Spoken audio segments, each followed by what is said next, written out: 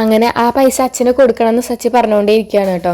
അപ്പം അച്ഛൻ പറയും, ആ പൈസ എനിക്ക് എന്തായാലും വേണ്ട, കാരണം ഇത് അവളുടെ അച്ഛൻ അവൾക്ക് വേണ്ടിയിട്ട് അയച്ചു കൊടുത്തതാണ്.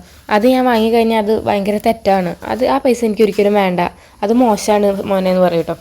അതൊന്നും പറഞ്ഞാൽ പറ്റില്ല അച്ഛൻ ഇങ്ങനെ പാവമായതുകൊണ്ട് എല്ലാവരും അച്ഛനെ ഇങ്ങനെ പറ്റിക്കണേ എന്നൊക്കെ പറയുമ്പോൾ സച്ചി നീ മിണ്ടാതെ നിൽക്ക് എന്നിങ്ങനെ പറയും.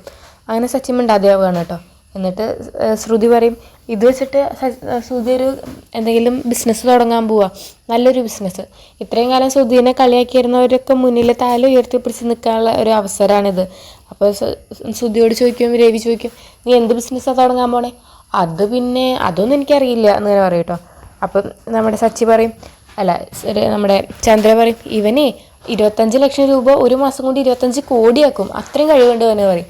അപ്പോൾ നമ്മുടെ സച്ചി പറയും, അപ്പോൾ 25 കോടിയല്ല 25 രൂപയാക്കി തരും, അവന് പൈസ എങ്ങനെ കളയാന്നുള്ളതിന് ഡിഗ്രി എടുത്തവനാണെന്നൊക്കെ അവന് പറയും കേട്ടോ. എന്നിട്ട് നമ്മുടെ ചന്ദ്ര പറയും, അസൂയുള്ളവരൊക്കെ അങ്ങനെ പറയും മോളെ എന്നൊക്കെ അവന് പറയും കേട്ടോ. എന്നിട്ട് സച്ചിൻ പുറത്ത് പോയി നിന്നിട്ട് ഇങ്ങനെ ആലോചിക്കുക, എന്തായാലും ഇതിൻ്റെ പിന്നിലുള്ള സത്യം ഞാൻ കണ്ടുപിടിക്കും. അതിന് വെറുതെ അങ്ങനെ 25 ലക്ഷം രൂപ ഒന്നും ആരും അയച്ചു കൊടുക്കില്ലല്ലോ, എന്തോ ഒരു കള്ളത്തിന് ഇതിന് പിന്നിലുണ്ട്. പാർലറേടത്തും കള്ളെത്തിയാണ്, അതുപോലെ ശ്രുതി അതിലും വലിയ കള്ളനാണ്, എന്തായാലും ഇത് ഞാൻ കണ്ടുപിടിക്കും എന്നൊക്കെ പറയാൻ കേട്ടോ. അതൊക്കെയാണ് ഇന്നത്തെ ഒരു എപ്പിസോഡിൽ.